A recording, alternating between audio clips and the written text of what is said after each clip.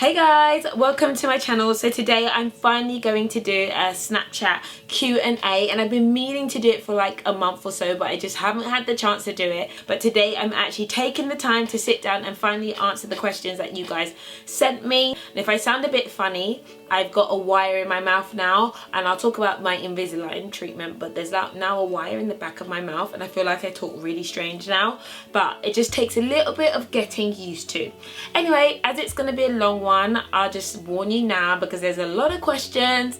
Get comfortable, get a cup of tea, put this on pause, save it for the morning when you're doing your makeup, and yeah, I'm not gonna rush it through. I'm gonna get into this one. You know, it's been a while, it's been a really long while, and you guys know I love talking. And please believe I don't have a gorgeous phone case or anything fancy like that. My phone case actually looks like a potato, but yeah, we're just gonna act like this isn't what really is happening. Can I get any advice on starting equipment for YouTube channel, an affordable camera and good editing software?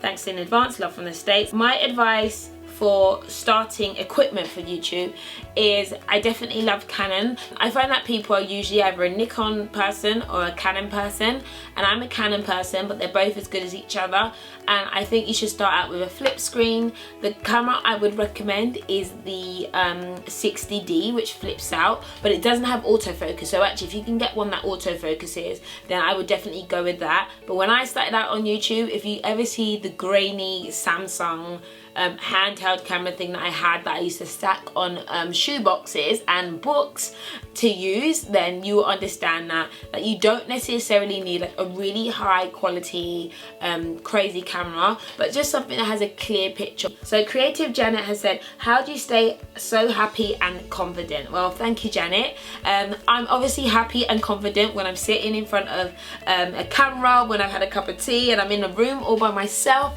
and of course I come across as happy and confident. And to be honest, I think that we all have moments where we're definitely unhappy, which I've totally had, and I'm emotional, and totally times where I'm uncomfortable.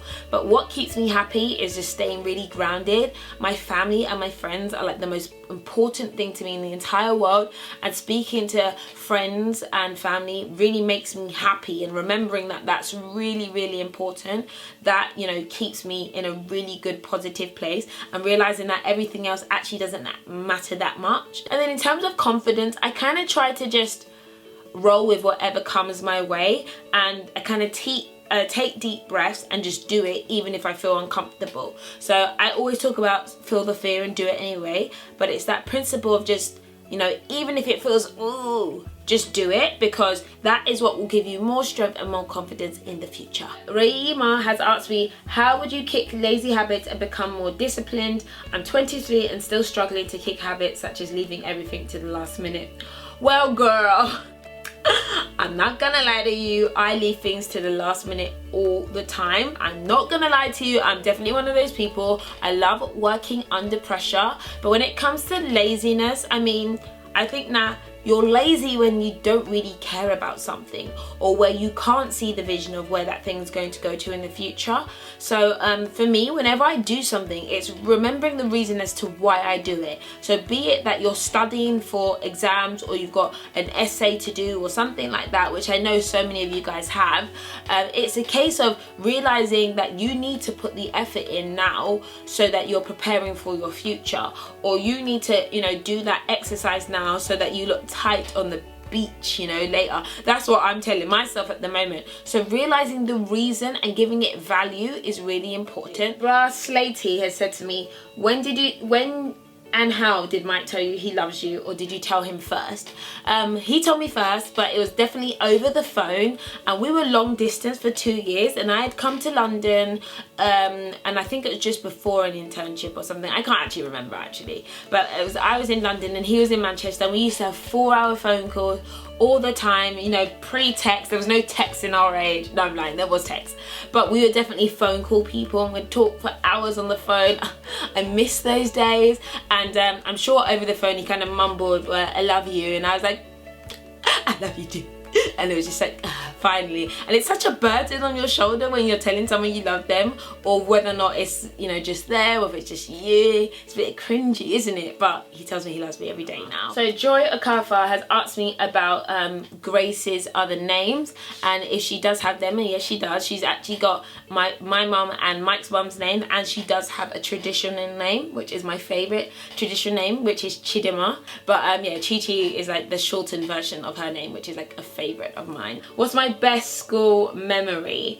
My best school memory, I mean, I'm gonna be honest with you, I didn't really like school itself. I enjoyed education though. I'm a proper geek like that. Like, I like education, but school itself, meh.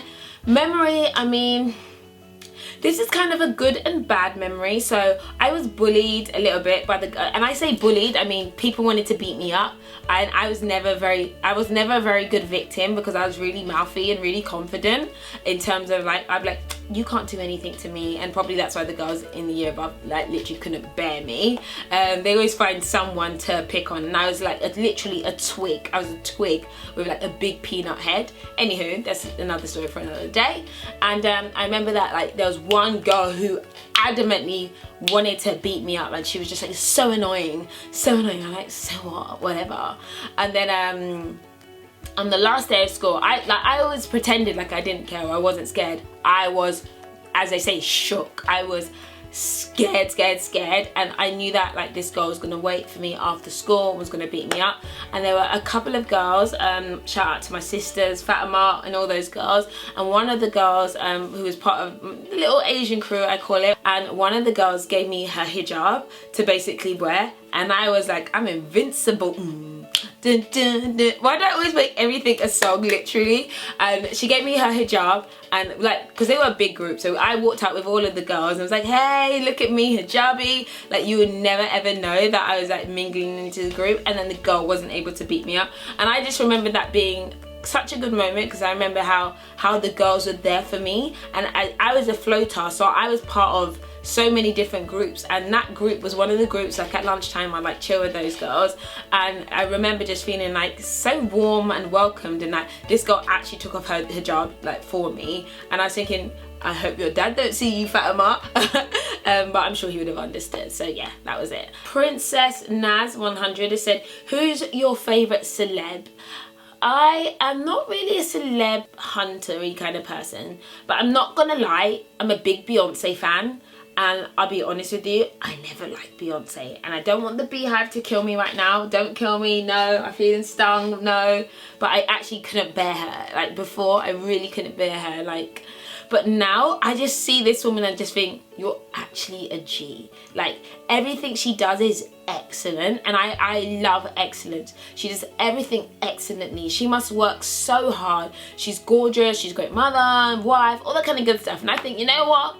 You are actually seriously really great. Like, seriously, I can't be a hater anymore. You're excellent.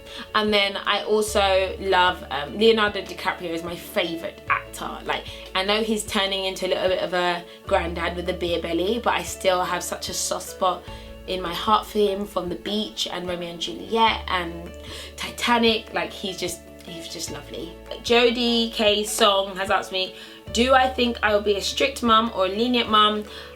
I always thought I was going to be a really strict mum. Like, I wanted to be like quite a mean, strict mum. I don't know why I thought that. But then now I'm actually a mother, I just feel like I'm literally a big kid, and I don't know how to actually be strict. And I laugh and I mess around with my baby, and I annoy her and irritate her and do all the things that you're not really meant to do. I do that to like I do it to her to like just bother her, and I think it's funny. So I think I'm going to be more of a lenient mum. I'm going to be one of those mums who want to be really cool. Like, hey. And the funny thing is that, like, my mum was just the uncoolest mum ever. I used to be so embarrassed of my mum. But now, my mum's like literally the same as me. She's like a big kid, and she annoys me all the time, but in a really fun way. So, let's see how that goes. How do you get over haters? Right, so I don't know if I've said this before. I hate the term haters. I don't believe in haters. do you know what? Not everyone is going to like you, and that's okay. You're not meant to be always liked. Jesus was a man who half the people hated him, okay? Dalai Lama, there's so many people who hate him. There's so many amazing people who people don't like, and it is absolutely okay. And I don't focus my energy on how somebody else feels about me. I focus my energy on how I feel about me. It's okay. Just live your life and don't be bothered by it. Senia has asked me, hey Patricia, did you get Invisalign and how have the results been so far? I'm halfway through mine. Yes, I did get Invisalign. I had a wonky teeth here. It's still a touch wonky, but it used to kind of disappear off into its own world. And I got Invisalign last year. It wasn't actually Invisalign, it was clear braces. So for those of you who can't get Invisalign, just tell your dentist clear braces, because Invisalign is a brand. And yeah, I had those in. And what else happened? Yeah, it was a year and it hurt because you just had to keep wearing these different braces to kind of bring your teeth in. But I really do like the results, and I'm not gonna lie, my teeth do look a lot better, but it's not permanent. So if you stop wearing the brace, the plastic brace, your teeth naturally want to move back to where they were. Like the teeth wants to go back to over there. So I have a wire put in the back of the front foretooth, and it actually feels really weird, and I actually only did it last week, so I'm trying to get used to it and stuff. Not Your Destiny has said to me, how did you snap back so fast after Grace?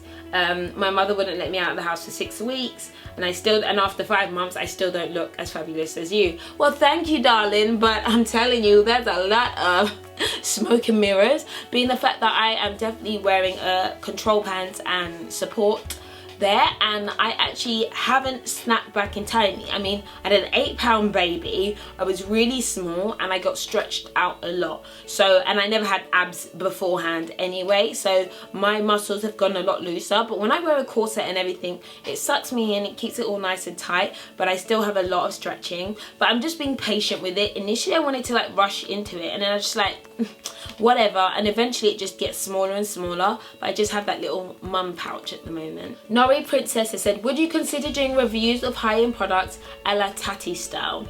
And there's a complete death of black beauty reviews of high-end cosmetics of a non-sponsored nature.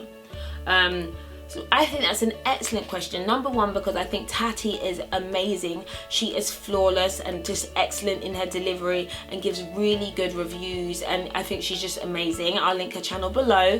Do check her out if you're someone who's really into like beauty and higher end beauty. And I'm not gonna lie, I love high-end beauty, and I love middle range beauty as well, and a bit of drugstore. Do you know, I love all of it, but I do find that sometimes subscribers get a bit upset when you do use more expensive products. So I'd like to know if you guys, you know, don't mind that kind of stuff, because I use higher end products a lot of the time, and I kind of use them in my tutorials. But I think I'll do something that's a bit more review based. I think I'm going to do like a face that is all one makeup brand and keep doing that, but we'll see how it goes. Tammy Pond has asked me, how and why did you start off your hair business? You're such an inspiration. I'd love to be like you once I'm done with uni. Well, thank you so much, Tammy. That is so nice. It touches my heart. I want to say the why. If you guys have watched me long enough, you'll actually know that I started YouTube all about hair. Like YouTube, hair was the reason I came onto YouTube. I used to be part of a forum, the long hair care forum, which was this forum of women who were growing their hair really, really long, styling it, just doing such amazing things. I was the playground hairstylist. I used to braid up girls' hair at lunchtime, even when I was 13, and I used to make money that way. At university, I quit my job and I was doing hair at home, and that's how I funded myself while I was at uni, and I always had money because I always had an ongoing client list. So hair is something that I've literally loved from the very beginning, like literally beginning of, I think I was born to like do hair and all that kind of good stuff. And I used to wear tights on my head as a kid, wishing I had long hair, and I don't naturally have long or thick hair. It just doesn't grow like that. I'm just being real. And so it's always been in my DNA, I feel, to just do something that was related to hair specifically. And I wanted to do it years ago, but I just didn't have the time. I was working, I was so busy, and then since going full-time freelance, I then was like, right, I'm gonna pursue this and I'm gonna do this. And we've when I say excellent feedback, oh my gosh, it's been amazing. Mimosi Banda has asked me, do I know any good primers for very oily skin? I'm currently loving the Murad Invisalign, which I think is a really good primer. You put it on before, actually you don't need to put makeup over it, but it gives you a nice matte finish and it's got an SPF 30 in it. And I'm also liking the primer from Bare Minerals as well. Jeannie Kjo has asked me, where would I like to go on my next holiday?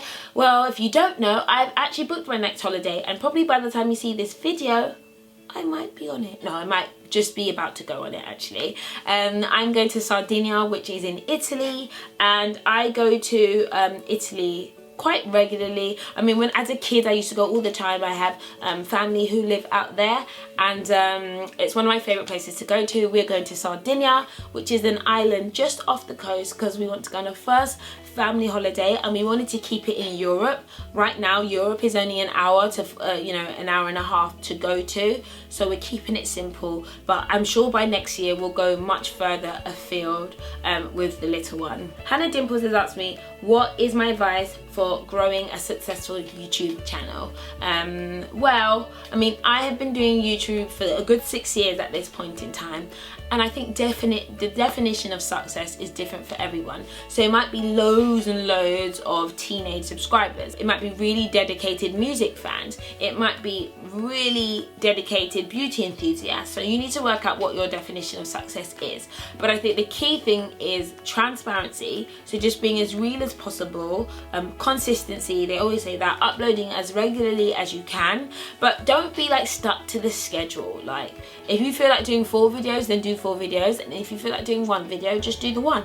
Just do what you feel like doing, but be consistent with it. Being unique while still following some of the trends and formats that are on YouTube. So Nima has asked me, what are my favourite movies? And this is a good question. I like questions like this because I feel like it really makes you realise who I am. I've got quite a few. So City of God is one of my favourites. It's a Brazilian movie. Romeo and Juliet with Leonardo DiCaprio, a favourite of mine. Watched it in school and watched it ever since, all the time. Whenever I'm feeling down, I play that movie. It makes me feel really good. Leon with Natalie Portman when she was young. Oh my gosh, beautiful, beautiful film. One of my favourites again. And Apocalypto, excellent film. And I'm an X-Men fan as well. I'm definitely an X-Men fan. Naomi XOXOXO has asked me, what was the last concert you went to? I do not go to concerts. I wish I did. And I'm embarrassed to tell you what the last concert I went to was, but I'm gonna tell you. I'm actually embarrassed. It was actually Ludacris and Chingy. Like, it do you remember Chingy? How cringeworthy was that? But actually I had a whale of a time, and I don't really go to concerts, but that happened like at Brixton Academy years ago. But I'm actually going to the Rihanna concert in London, and I am hopefully going to the Beyonce concert as well. So look at me stepping up my game. Faye May Bittle has asked me, how do I live an organised life? Girl, don't ask me this question. I'm gonna get excited. Do you understand how it makes me excited to think about organisation? You guys know this about me. I love it. I write notes all the time. I plan each evening what I'm going to do. And I'm not going to lie, I don't always stick to it. But it's literally just getting into the habit of writing what's important in priority. I try to think of 2 to 3 key goals I want to achieve in any given day, and I work towards them. I also use a lot of PowerPoint to give me just focus on my life and stuff, and Excel, and I have alarms and all that kind of stuff on my phone. So just taking the time to be organized or to put planning in place will help you be organized. So It's Trudy has asked me, what is my opinion on everyone going vegan crazy? Don't get me wrong, I can see the positive sides, but I like me some chicken once in a while. So here's my thoughts on it, and it's one of those topics I actually feel like you're not able to speak about anymore, which is actually quite sad. It's almost a bit like when you have like a dictatorship or something, you can't really speak about it without kind of being attacked. So I'm almost going to say I'm not going to answer that question. I think it's great that people are becoming more conscientious about themselves and the environment around them, and everybody taking the small steps that they can to improve the situation for themselves and others around them is excellent. And food is to be enjoyed as well as to nourish, and not everybody has the chance to eat, you know, luxuries like we do, so it's something we shouldn't take for granted and just to be aware of. And that's my take on the whole matter. Gina KO has asked me, who's my favourite Game of Thrones character? I was initially going to say Jon Snow, who I've actually named as Jon Sex because he's actually so buff, like hello, but it would probably be Tyrion. Tyrion's like a G, like he's literally a G. He's got so much swag and he's just an excellent character. What would I do if I couldn't be a YouTuber? I run businesses, so I would be a businesswoman, which is what I am and which is what I do. I would probably invest in different businesses. I used to work in the finance world, so I know a bit here and there about investing. I love it. Like, it sounds really bad, but I love making money. I love watching money kind of turn over. I like when you put something in and watch it transform and come out into something else. Like, that really excites me. So I'd probably keep doing that. But I also love marketing and planning. I'd be a project manager or something. Yeah, along those lines. Cuss Baby has asked me, was it a struggle to get on the property ladder when I did? And how long did it take? Any hints and tips? I think this is a video for another day. I don't know how old you guys are and where you are financially. Is that something you want to know about, how to get on the property ladder as a young person? Oh my God, I think that's a video idea. I think I'm actually going to do that. Even if it's not watched by loads of people, I just think it would be useful. Yes, I got on the property ladder at the age of 24. Alongside my husband. I did not do it alone, but he actually bought his first house at the age of 21 in Manchester. So was it difficult? No. The key thing about getting on the property ladder is, one, having a deposit, and that is basically saving. And if you're not saving, then boy, you ain't going to get in the property ladder because you need a deposit. And secondly is having work experience, which is only 3 months, to be able to get enough money to get a mortgage. And then when you have that, you get an agreement in principle. Besides that, it's all a quick and easy process, but sometimes it's difficult if the buyer of the seller isn't ready to sell yet, or you're negotiating fees, blah blah blah, and then all the legal and paperwork, that stuff's the hard stuff. But overall, it's not a hard process. It's just having the initial deposit. And did I find saving hard? Yes, of course. Life is expensive. So yeah, that was one of those things that I had to deal with. So Fathers has asked me, what is my take on motherhood and what has changed? Motherhood has been an amazing journey for me. I mean, not that much has changed other than I have this extra ball of life to love. I never felt like I was like the most maternal person. I'm probably not in terms of, you know, being really cuddly and cooey and that kind of thing, but I'm extremely loving and extremely, what's the word, like protective. And sometimes, like in the middle of the night when my baby wakes up and cries, I kind of look at her, just kind of this like this shock and awe, and I'm sure other parents will get it. It's like, I actually don't believe like I created you, or we created you. Like, how did you come here? You weren't here and now you're here and you're beautiful. Like, you have this moment, this like, every time it kind of hits you, like what? You're here. And that is what I feel motherhood is. It's that moment when you realize you've created something so beautiful, so innocent, so wonderful, like you get to love. It's just really powerful. And from a practical perspective, I get less sleep, which is fine, but I feel like my body's adjusting. My baby sleeps about 5 hours at night now. I get a less sleep, but I'm working with it. And one of the key things I realized, there is no time to waste. If you guys thought I was efficient before, I don't play a single game now, because that moment that she's down, you need to do something. You gotta do the laundry, you gotta wash up, you gotta wash the bottles, you gotta film a video, you gotta sort out the clothes, you've got something to do. You can't just go la la la. What am I doing right now? No, there's no time for any of that, mate.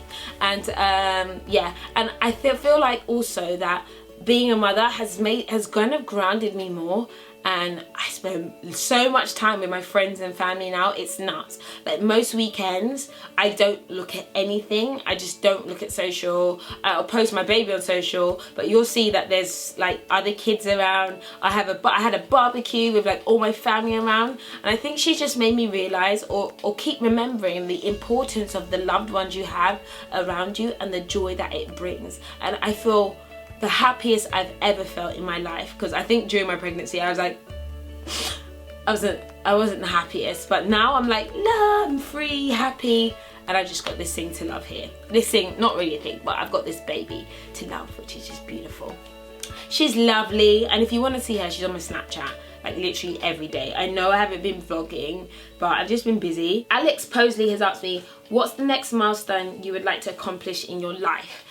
For me, it's definitely building my businesses further. I am a businesswoman through and through. I absolutely love business. I love finance. You guys know this about me anyway. And one of the things that kind of bothered me was that I always felt like businesses that are directed at women are always run by men. And I love men, don't get twisted. I love men. Yeah, I love men. But I also feel it's really important for women to feel like they can do something. And currently I employ like 4 girls, and I would like to employ more girls. I mean, we're all for boys and girls working with us, but I like the fact that I'm giving women the benchmark to feel like they can, you know, work and be providers and be strong, but also be soft. Like it's important to still be soft and feminine and beautiful and loving and supportive, but also do your own thing. So for me, that's really important. Pegster has asked me, what is my favorite thing to do? Well, if you know me really well, my favorite thing to do is basically to eat. I'm a big fat eater. I love eating, I love food, but I also love just walking, and I just walk everywhere all the time, and I find it very relaxing and therapeutic, not just from an exercise perspective. You guys should follow me on Earth Miles. Actually, it's so funny because it tracks like how much I walk and stuff like that. And I remember there was a season where I wasn't walking as much, and one of my friends who follows me on my Earth Miles, which just tracks my activity, she's like, I noticed that you haven't been doing as much walking as you normally do. And I was like, damn, like you really on this? And I thought it was so good. And I just walk to kind of keep relaxed, to get my mind in focus. I like do laps around my park, and I've come up with so many ideas just when I'm walking. And when I'm at home and I'm just like, I just feel so like, I mean, everything's weighing on my head, or I'm tired, or the baby's getting crying, just go out, just go on a little walk. By the time I come back, I feel like a new person. I love it. So Neitha said to me, there's a lot of pressure these days for girls to be sexually free as part of believing in equality and being a feminist. But what's your advice for girls out there who are wanting to save it, whether it's for religious or cultural or personal reasons? Thanks, C. I think this is a really interesting question, just because obviously I was with my boyfriend, now husband, from the age of 19, and I didn't have loads of boyfriends before that. Like I could count them on like 2 fingers basically. Here's a couple of things that I say. It takes strength to be soft.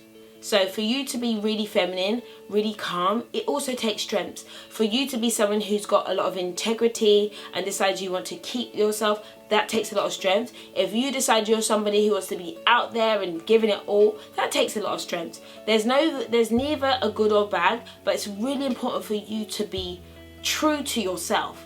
Don't do stuff just because everybody else is doing it, because the only person that you are going to harm at the end of the day is yourself.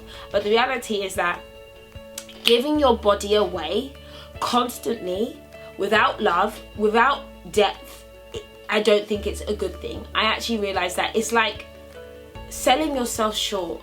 Like, and I know that some women, they get affirmation, or they often give a lot of themselves away because they have that desire to be accepted. But until you accept yourself, throwing yourself out there is not going to do that. If you just want to have fun and you just want to feel good, you know, there are things for that. Wink.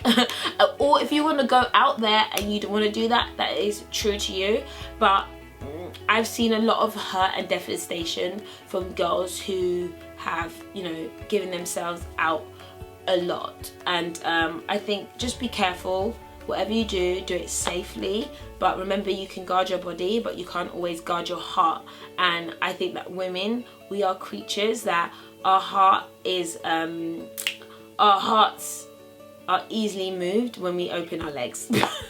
Basically. So be careful who you open your heart and your legs to. So guys, that is it for me. I answered loads of questions just then, like the camera actually stopped, but I'm still got loads more questions, so I might save it for another day. I might do like a Q&A and answer it on my Snapchat actually. But thank you guys so much for all your questions. If you have any extras, put them in the comments below. If you're not following me on my Snapchat, make sure you do. On my Instagram, make sure you do. I'm over there, and yeah, I will catch you all later. Thanks for watching. Bye.